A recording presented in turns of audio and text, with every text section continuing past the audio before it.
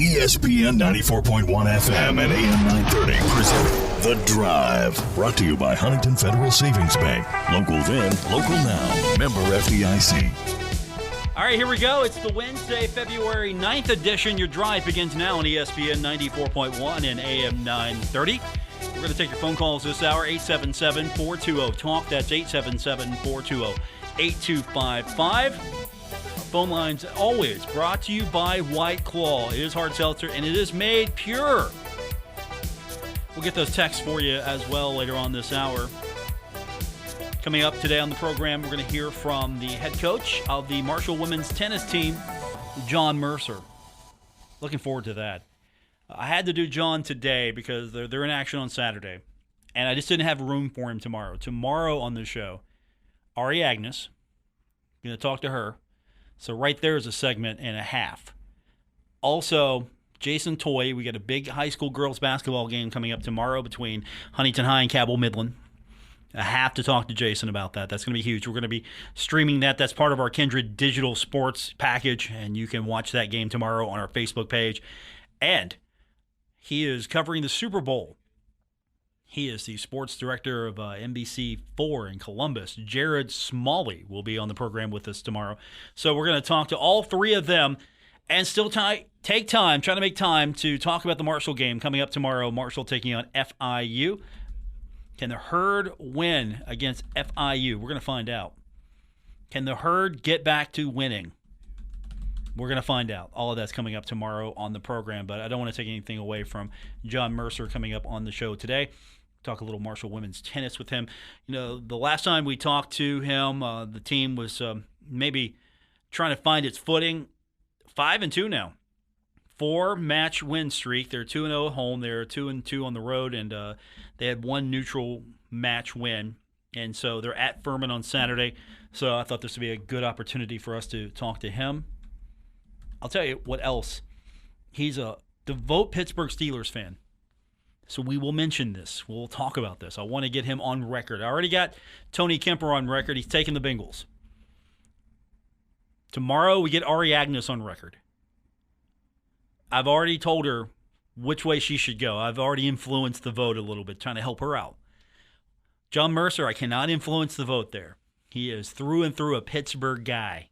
So we're going to see. He's going to give me his honest opinion. We'll find out what direction he is going to take us in here a little bit. And, of course, I want to get your thoughts on where the Super Bowl is going to go. Now, if you've been listening to the show here over the last few weeks and months, you know that sometimes it's an act of kindness. I take on interns to give them their first real-world experience into professional radio, and also – at the end, money is exchanged, and they get to put me on their resume as a reference. Money is exchanged. Oh, you didn't know that. Money is exchanged, yeah, to my pocketbook. You're paying for my review here. So I put one of them in charge of the Twitter account, taking my career in my own hands here. Just like, here you go. Ryan Sirk, the national champion Ryan Sirk, put this out on Twitter today. I retweeted it because it was like, what were you thinking? It's like, hey, I got to put together a poll question. All right, I can't wait to see what this is. And his question of the day on our Twitter handle, ESPN941. What sport would you rather watch? Soccer, hockey? That's the question. That's the question of the day. You can, of course, find that on our Twitter page, ESPN941. And right now, 67% of you say hockey, 33% of you say soccer. 67-33. And I'm sure you guys are going to try to gerrymander everything you possibly can here. This is going to be the most unrealistic result, I'm sure. Right now, I'm sure that Ryan is on the phone with Chris Grassi. Hey, Chris, retweet this. On the phone with all his comrades, the lads over there at Marshall Soccer. Hey, retweet this. I can't lose the Swan. So whatever happens, I'm going to get some social media traffic out of this, because if he doesn't try to really rig this election, this poll question, I'm going to be so disappointed in him and his efforts to to try to prove to me that soccer is better than hockey, which it is not. Just want you to know, with all love and due respect to Chris Grassi, it is not better than soccer. It is much better than soccer. Not better than soccer, it's much better, with the emphasis on much. You guys watching the Olympics? The women lost the other night in preliminary to Team Canada and women's hockey. The men are starting to ramp things up. You know, the last time the United States sent a bunch of college kids over, it did all right. You never count out American college kids. I mean, it's not like women's soccer where, you know, we send pros because we don't have a pro league for them, a real high-level pro league here for them. We send the very best, and they are basically pros.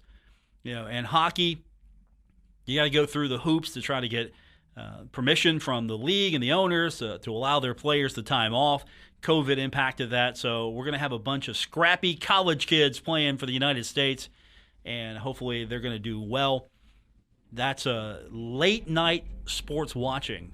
I think it's like 11:10 they're going to play. I think a lot of those matches are like 11:10 p.m. on USA Network.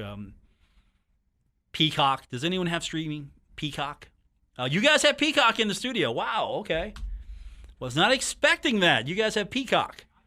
Don't have Netflix, but you got Peacock. Of course, I know why you have Peacock, Ryan. It's because of all the soccer content.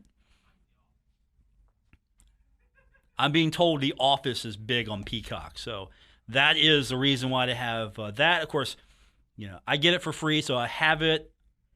The Netflix prevent me from having other services, so I have to cancel the Netflix since the prices are going up because Amazon Prime is going up, and I got to have my Thursday night football, so Amazon Prime is already imposing the NFL tax on me, and here I am paying a few bucks a month for ESPN Plus to get all that glorious hockey.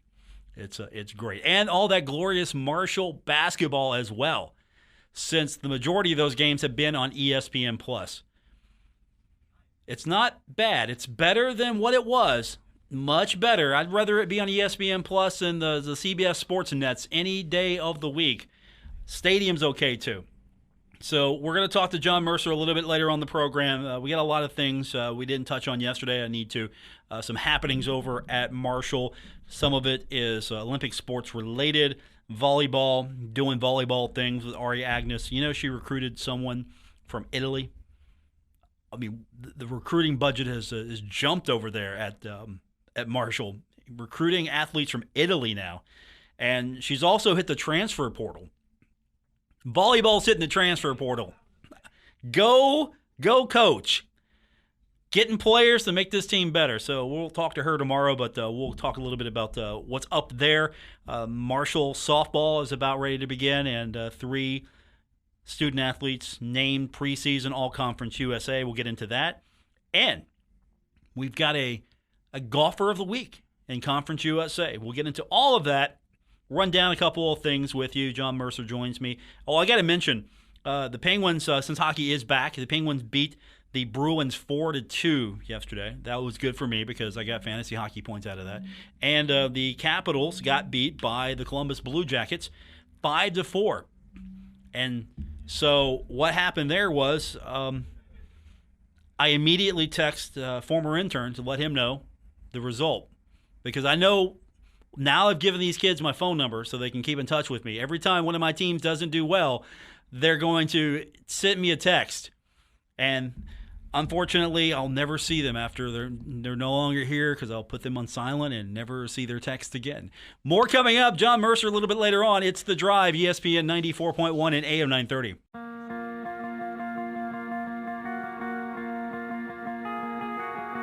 This is The Drive with Paul Swann on ESPN 94.1 FM and AM 930. Brought to you by Huntington Federal Savings Bank, the local bank that's here for every step of your life's journey. Member FDIC. Our question of the day on our Twitter handle, ESPN 941. Woeful attempt today to put a question up by our intern staff. What sport would you rather watch, soccer or hockey? And if hockey wins, it's because it's better. If it loses, because Ryan Sirk, our intern, formerly of the national champions Marshall soccer team, put this question up. So that's our poll question of the day. Hockey wins. It should. If it doesn't, Ryan has done his job in creating social media traffic to our account. We got John Mercer coming up here a little bit later on. Looking forward to talking to him. Until then, we'll get your phone calls in 877-420-TALK, 877-420-8255. Our text line is opening up as well, and that is 304-523-2275, 304-523-2275. That's the text line to be a part of today's program here on ESPN 94.1 and AM 930. A couple of things we need to talk about. Of course, I mentioned Ari Agnes is going to join us on the program tomorrow. Yesterday, she announced in a release a signing of Beatrice Cicerelli, incoming freshman. She is going to be part of the 2022 season, and she is from Italy, going international. So you've got a middle blocker coming in from Italy, going international with this squad. So congratulations to Ari. And then I was sitting here thinking, I got to get Ari back on the show. I wonder if volleyball really hits the transfer portal. And then I get another release for today that the addition of Reagan Tinkle, a transfer from Arizona State, is happening. So now volleyball has shown it can use the transfer portal. And again, I think that's where a lot of recruiting is going to happen. It's going to be that secondary recruiting. You recruit out of high school, and then players are going to move around. They're going to have a free pass. And then sometimes you're going to fill needs through the transfer portal instead of recruiting kids out of high school. So I don't know how much of a detriment it's going to be to kids initially out of high school, what that dynamic is going to be. So we're going to talk to Ari coming up tomorrow on the program. Yesterday, Marshall softball, 3 players named to the preseason Conference USA team. Allie Harrell, Sage Pye, and Maya Stevenson. They were all selected also to the 2021 preseason team. So more respect there. The Herd picked to finish 5th overall in the coaches poll. So Charlotte's predicted to be number 1, North Texas 2, Western Kentucky 3, UAB, and then Marshall at 5th. So no preseason player of the year honors or pitcher of the year honors for the Thundering Herd. But all-conference team, you got 3 on the squad. So pretty good. We'll get Coach Lyon on here in a few weeks. I know she's got a lot of trips first. Got to play softball where it's nice and warm, not cold like it is here or wet. And, of course, we'll get her back on the program as soon as we have some action at the dot. And, of course, we have got coming up tomorrow basketball action. The men taking on FIU, the women taking on FIU. The women are on a short skid. I hope it doesn't go much further. I hope it ends tomorrow on the road. The men, you get that win against UAB, you start feeling good about yourself, and then it's like the bus broke down again. So hopefully the Thundering Herd will have figured it out. Few games left. We got 4 weeks or so, and then also we got the Conference USA tournament. That is going to be where Marshall needs to be its best. I think that's what they're pushing for right now. I think that's the motivation. Just get to the conference tournament. Guys, get us to the tournament. Get better. Get us to the tournament. Let's not worry about the standings right now. Let's get as many wins as we can. Everybody's guaranteed to the tournament. That's the good news. Now, I don't know if Marshall can dig itself out of a hole enough to not have to play that first day. I don't think that's going to be possible. But get to the tournament. Get to the tournament. And win the tournament. Nobody will care. That's what Obina said the other day. Nobody's going to care about all of that if you get to the tournament. And I think he's partially right. I think Herd fans will see this as salvaging the season if you get to the NCAA tournament. If you win the Conference USA tournament, that's more of a we've salvaged the season. Then Herd fans, I'm sure some of you will go, well, why didn't that happen sooner? Why didn't you play more? Better? Why didn't you play more tense? Why didn't you hit better shot? I mean, so many questions. It's not as if the Thundering Herd's not trying. I'll give them that. I haven't seen it out there where they've really quit. Yeah, and is that easy for us to say? Yeah, this team quit. No, you can't say that. Did this team quit? I don't think they're sitting out there like, yeah, we're going to phone this one in. I mean, you can tell, and I don't think we've seen that. I think guys like Tavion aren't going to just phone it in at this point. He's trying to build his future. I don't think guys like Andrew Taylor are going to phone it in. I definitely don't think Obina Anachili Killen is going to phone it in as well. So that's where we are right now with this team. We're going to find out if they can get it done. That is coming up tomorrow. We're going to have the broadcast right here on ESPN 94.1 and AM 930. And, of course, on 93.7 The Dog, we will have the broadcast as well. We're going to open the phone lines up for you here in a minute. The phone number is 877-420-TALK, 877-420-8255. The phone line, once again, 877-420-8255. I'll tell you what, we're going to take a quick break. I can't take the phone calls right now, so I'm having some technical difficulties here with the headphone. So we're going to get me a replacement headphone so I can actually hear the phone calls. We'll get your phone calls in, and John Mercer when we continue with this edition of The Drive on ESPN 94.1 and AM 930. This is The Drive with Paul Swann on ESPN 94.1 FM and AM 930. Presented by Huntington Federal Savings Bank. Coming up in a moment, John Mercer, Marshall University Tennis. But before that, we're going to take our phone lines in order of received at 877-420-TALK. That's 877-420-8255. Coach Mercer is a Steelers fan, so I'm taking Junior ahead of him. Junior wants to talk Bengals. How about those Bengals, Junior? Who days? We're gonna go do it. Yes, See sir. what we can do. I agree. We're going to do it. I'm going to do it. I'm actually going to go out to L.A. and do it. I'm doing it. I'm making it happen.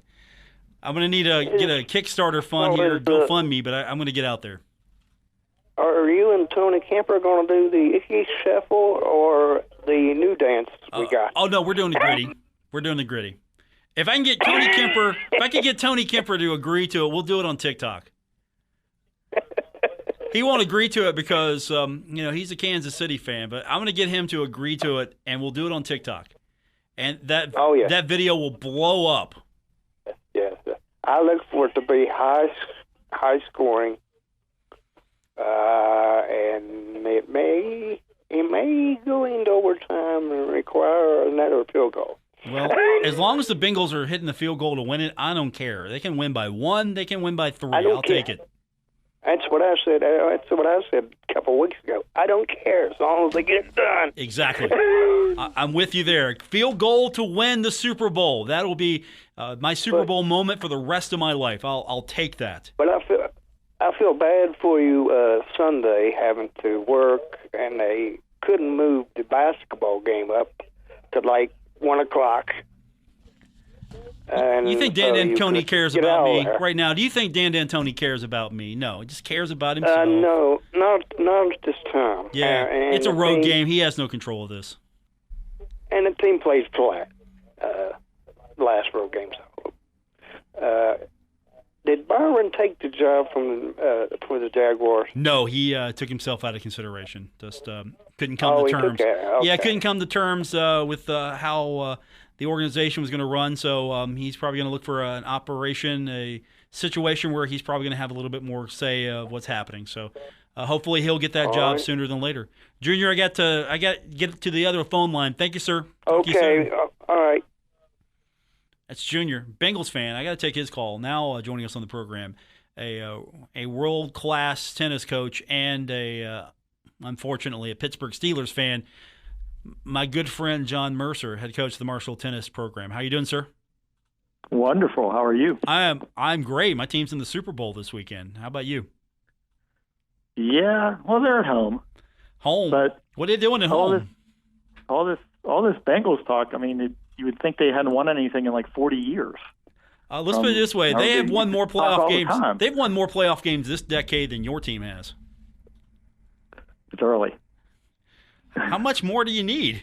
They've won more in like the last 8, 9 years in the playoffs than you have. How much more time do you need? Come on. Yeah, that's true. Yeah. We'll be there. Yeah, come on. Just It's remember. only a matter of time before the world is once again straight. On correct. Sunday, after the game is over and the Bengals win, don't think that I won't forget you. Don't turn me into an LA Rams fan now. Well, you were already there. What are you talking about? You're rooting against me. Okay, so that's your Super Bowl take. LA Rams, John Mercer. All right. Is that your take? I might have to. Is it it's to spite me, right? From University of Pittsburgh. I mean, he might. I don't know. Might be a little rough. It's to spite me, isn't it? You're taking the Rams to spite me. All right. I might have to do that. Yeah. You know, Tony Kemper saw the light. Coach Kemper saw the light. He's taking the Bengals. Really? Yes, sir. That shocks me. Well, he found out after trying to challenge me not once but twice with his Kansas City Chiefs that it was better on my side of the grass is nicer over here. Well, it's a whole new defensive line when it comes to the Rams. We'll see. We'll see how it pans out, huh? We'll see. Let's talk about something you're actually good at. Football, obviously not the sport. You like my prediction? Your prediction is terrible. I'm just going to tell you right now. Look, tomorrow I'm going to get a good prediction. Ari Agnes is on the show tomorrow. I'll get a good prediction for this game. All right. Yeah, you're just like on a list now of people that I need to touch base with on Sunday. All right. I'll be waiting. Yeah, of course. I'll be waiting for my text message. Yeah, you and Kelly Schmidt. So I'll tell you that right now. I was wondering when Kelly Schmidt would get back into this. So I randomly texted her just like out of the blue and said, "Don't think I forgot about you," and she ratherly enjoyed hearing from me. So it's all good. There you go. John Mercer's with us, my nemesis in professional sports and good friend. The tennis team has won 4 straight, 5-2 record. That wasn't the case the last time we spoke. Yeah, you're 2-0 at home. You're 2-2 on the road. You even got a neutral victory on the road. It's a road game. I know they call it neutral, but it's still a road game. So what's the turnaround been like for you? Has it been, this team playing up to its capability and playing, opponents that you should win now, a little mix of some better opponents in there that you are getting the best of? What's sort of been the turnaround? Now, again, you started off at one of the best places, in the country to play against the team. So it's not as if you started out with a weak schedule. No, that's about as tough as it gets right there. But I think we put a lot of work in the fall, and we're kind of trying to ride that into the spring. I still don't think we're quite where we were at the end of the fall, though. But big improvement. We got some really good freshmen who are helping us out a lot. Really coming through and playing well, and I think we're playing at a pretty good level right now. But the teams that we've been playing, they're matches that are good. I mean, they're competitive and they're having some good success also. But as our schedule goes along here, it'll continue to get a little tougher. So we have Furman coming up this weekend, and at Virginia Tech, and then West Virginia the next 3. So there's 3 pretty good matches. That we'll just have to see how we kind of match up against them, because they're probably all a little bit better than the teams that we've been winning against, but they're certainly not a Virginia team that we started out at the very beginning of the season with. How do you keep this momentum going? I think what we've been doing. I mean, we've been showing up every day. The kids have a great attitude. They're really excited about it, excited about the season, excited to be playing tennis, and traveling, and just a really positive, probably one of the most positive teams I've ever had. On the court, and went watched the weight room today, and Matt and Blake had them in the weight room, and they were just having a grand old time. And when you got a tennis team that's enjoying the weight room, that says a lot about your team. So, they were being competitive and fired up, and it was great. It was a great atmosphere. And, that's what you're seeing every day in practice, and they're enjoying the learning. We're kind of, expanding some things like in our double strategy, kind of how we're working with some different formations. some different concepts, and they take it all in. I mean, they're great, and they want to be coached and want to really understand the game. And when you have players like that, they're just going to keep getting better. And it makes it fun for us, and I think they're enjoying it. They feel like they're getting better, and so you just keep riding that. We'll just see how the season kind of goes along, see what level we can get to, and just keep playing, and we'll see what happens. Is that the goal for you, to find a team that is a self-starting team, and you don't have to focus on that? You don't have to go in there with the pep talks. You don't have to go in there and try to figure out how to motivate them daily. You can actually focus on how to make them better instead of trying to get them to the point where they want to hit the weight room and they're excited about the weight room. Right. Right. Yeah. That, I think that's every coach's dream. Those are the teams that eventually end up winning championships and have great seasons. Just make it enjoyable forever. There's minimal drama, on the team, and everyone's buying into what's going on, and that's when the coaching is a lot of fun. They feel like they're learning, and you're able to really teach and focus on that. So that's what you're hoping, every year, that's kind of how the year goes. Fortunately for us, us as coaches, that's what we're having. So, really enjoying it. I mean, it's been great, and I think it'll continue to be that way throughout the whole spring. Where are you most satisfied? Maybe that's not the verbiage that a coach likes, satisfied, but where are you most happy as far as how this team is doing? Who is really standing out for you? And maybe where do you need to work on, trying to improve their game a little bit? I hate to have you call players out, but, who's doing the best for you, and who would you like to see more out of? Well, probably at one, we have Emma Vanderheyden, who's actually from Belgium, and she's a freshman, true freshman. Came in and, had a good, solid fall, but is just continued to improve tremendously. So she actually, player of the week last week, I think it was, right? Or the week before in the conference. Already, I think she's only lost one match the whole spring. Went to Louisville, played a really good player, plays one for Louisville, and won 6-0-6-1. So that kind of says it right there. So, she's been a great addition, to have her come in and she seems very comfortable playing at the top of the lineup, and, really is enjoying it, and, very competitive, and if people can come watch her play, they're going to be highly entertained, because she can really hit the ball. So, which is great. And then, up and down the lineup, I mean, Liz Stefancic, playing two, we have two seniors, Maddie Ballou playing 2 and 3, from Chicago and from Dallas. They really, have improved every year that they've been here. And, as a result, they're playing high and, again, having a lot of success and doing really well. So, and then as we go down the lineup, we get a little younger. Our 4 players from England and our 6 players also from Belgium. We have a good, solid team, but they're all younger players, and they're learning fast, and you really see their game developing. And players that they lost to earlier in the fall, or a level they lost to, they're now winning, 6-2, 6-1, playing matches like that. So it'll be really interesting to see as we go along, what exactly level they're getting up to. And that's where we haven't really been tested yet. I mean, went and played Dayton last weekend, and, outside of one match, I mean, all the other matches were like 2-1 and 2-2 and 3-1 and so on. And, Dayton turned around and beat Butler the next day. That was a really nice team. So, I think we're playing at a pretty good level right now. So, see if we can maintain that, and see if we can, see how that goes. The Virginia Tech match will be a really good match on Sunday. And the next weekend we play WVU on Friday, and that'll be good because they have a nice team. They have a good team going too. They have a lot of new kids on the team who came in, a lot of transfers, and the old transfer portal stuff.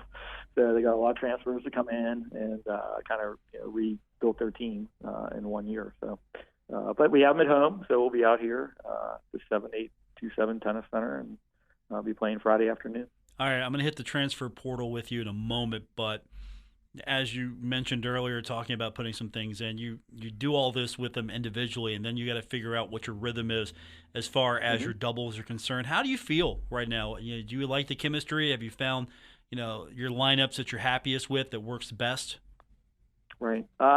Feel really good. Our one doubles is very good. Emma and Liz, very solid. We're still tinkering around a little bit with second and third doubles. We basically have 5 people that can do it, but there's only 4 spots. So, that's a little bit, kind of trying to figure out, what combinations kind of work best together. So we switched it up a little bit in the date and match. Worked pretty well at one position, not as well at the other position, but hopefully, going into the Furman match, hopefully we'll kind of have a better idea and end up with 3 teams that really click. But still working on it. But I really like the level in general. No matter what combination of players we use, I mean, it's a good level, and they're really learning fast and understanding the game a lot better. But I think even a month from now, I think we'll be even a lot better at second and third doubles. What are you looking for? Are you looking for? You mentioned click. Are you looking for talent? What talent complements each other? Senior leadership. I mean, you could throw Maddie in there with probably anybody. What are you looking at as far as trying to figure out what is the best lineup for you? And you've got some youth on this team, but you have some senior leadership as well. Right. Yeah. Yep. And that's basically it. Is you're taking your seniors, who are of course knowledge-wise a little bit ahead of the younger ones, have a little bit better idea what you're looking for, what you're trying to do.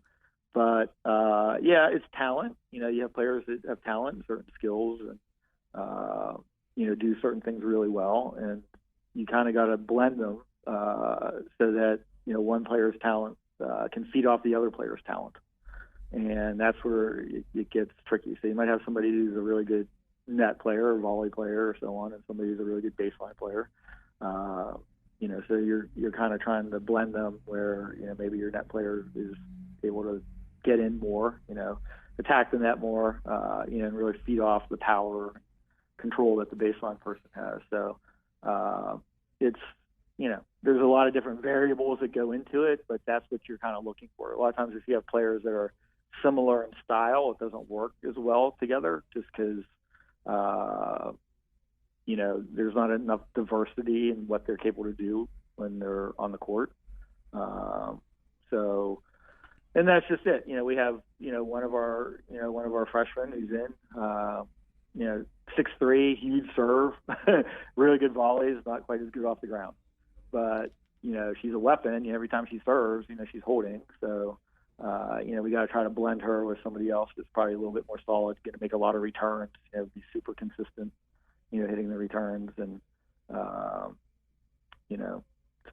so basically that's the challenge, and that's what you're looking at every day in practice. And then at the same time, people get better. Like she's returning a lot better than she did earlier in the year. So, people show improvements. Just because somebody might not be playing as much right now, later on down the line, they work really hard, they could be getting a lot of playing time, just as they continue to improve and they bring their strengths to the game. John Mercer is with me, Marshall's women's tennis coach. All right, transfer portal. How's that work for tennis? If you lose a couple of players to the transfer portal, you're scrambling quickly here. You're not flush with a full roster at all times with players that are just waiting to get out there and waiting their turn. This is a sport where you don't have that large of a roster and you have to use the entire roster. How is it being used for tennis? How are you seeing, what trends are you seeing as far as, are teams going out and just replacing what they've lost at graduation? Are they using that instead of recruiting at times? And how are you approaching it? Well, a lot to digest there. So in our sport, the transfer portal always did basically exist. I mean, for a long time. You could leave, a school and go play right away. There was a one-time transfer exemption. So you could leave and go somewhere. You didn't have to sit out a year. It wasn't like football and basketball, and I think it's ice hockey, baseball. So you could leave and you could go. The difference was when they created the transfer portal. Prior to the transfer portal being created, it was basically word of mouth. Like if a player wanted to leave a particular school, either they were on their own to contact schools, or maybe the coach was helping them look for another school. And would contact other coaches and say, hey, I have this player who plays number 7 on our team. She's not getting a lot of playing time. she'd like to transfer to your school. We see you got some spots open, some scholarships available, and so on and so on. You want to give her a shot. So it's kind of that. But when the transfer portal was created, every name of every player now goes into the transfer portal, and every coach in the country can see exactly who's out there. So you might get a player like that who might really only talk to like 10 schools. So, for instance, I would say Michaela Kissel, who came here, transferred in from Miami of Florida, then was unbelievably spectacular in her career here. Played number 1 for us. She played 3 at Miami, and she wanted to play higher in the lineup even. So she transferred here, wanted to be closer to home, and she's from the Pittsburgh area. She probably would have had 200 phone calls out of the 330-some Division I college women's teams, where, back when she transferred, there was us and, I don't know, there was like 2 or 3 other schools that were really talking to her because the other schools didn't even know she was leaving at that time. So, that's one thing that's happened in the transfer portal. Probably the biggest thing in the transfer portal that I have seen, which hasn't, it did actually affect us this past year, is it's the graduate transfers. So people who went 4 years, played at a school, and then they decide that they want to play at another school, to go to graduate school or for whatever reason, or they want to upgrade in the team that they're playing on. So you might have somebody who is, playing in the Big 12 and is an All-American, and he might want to go, but their team was ranked 25 in the country, and now he graduates, and he might want to go to a team that's top 5 in the country and, win a national championship. That's what that team's going to sell him. Hey, come play for us. We know you're an All-American. We know you're top 25 in the country, but you come play for us. We have a legitimate chance of winning an NCAA championship. And so that was kind of the recruiting that you were seeing that at the top of our game, made a huge difference. And so, it wasn't always pretty. It's a lot of the stuff that you hear, on the outside, a lot of behind the scenes stuff. Yeah, well, my people are going to contact your people, kind of like the University of Pittsburgh stuff and Notre Dame that you heard about. Same thing happens in tennis. I gladly talked to the coach, up there, and it's the same thing. So anyways, that's probably one of the most frustrating parts of the whole thing. But, yeah, it definitely, has had an impact, but probably not the impact that, football and basketball has had, just simply because kids have always been able to leave and transfer once without sitting out a year. John Mercer with me. Okay, briefly, because I've got commercials to play. Mm-hmm. All right. Furman, what do I need to know? Good, solid team, top to bottom. They have 2 ranked players top of the lineup, so this would be a really good opportunity for our number 1 player, Emma, because she needs to start getting some ranked wins, which she's really capable of doing. So hopefully, she can go down there and do that. Then we're just going to need a real solid effort, from everybody. But I think it's something we can do. We did last year; they were 23 in the country, and we pulled the upset here, which was really great. So the question is going to be. We're not going to surprise them this time. So they've probably been hearing about this from the coach for probably a year about what happened when they were here. So we'll see what happens, and hopefully maybe we're in their head a little bit because we did pull the upset last year, and maybe they got a little bit of a complex when it comes to playing Marshall. John Mercer, you did it nice and concise there. Go beat Furman. We'll talk to you soon. All right. Thank you. John Mercer. Go Herd. Where's the go Bengals? Where's that? You're going to be the only one. You're going to be the only one. You know that, right? Ari's going to go Bengals. Stafford fan. Kemper went Bengals. Everybody's going Bengals. It's probably a good idea. Okay. So, good decision. They've won. Good decision. Yeah. Root for those LA people. There you go. Good decision. We'll talk to you soon. Thank you, sir. All right. Thank you, people. John Mercer. Quick timeout. We wrap it up. The Drive, ESPN 94.1 and AM 930. That does it for this edition of The Drive on ESPN 94.1 and AM 930. Special thanks to John Mercer, Marshall tennis coach. Back tomorrow, we get a jam-packed show. Ari Agnes, Jared Smalley from NBC4 in Columbus.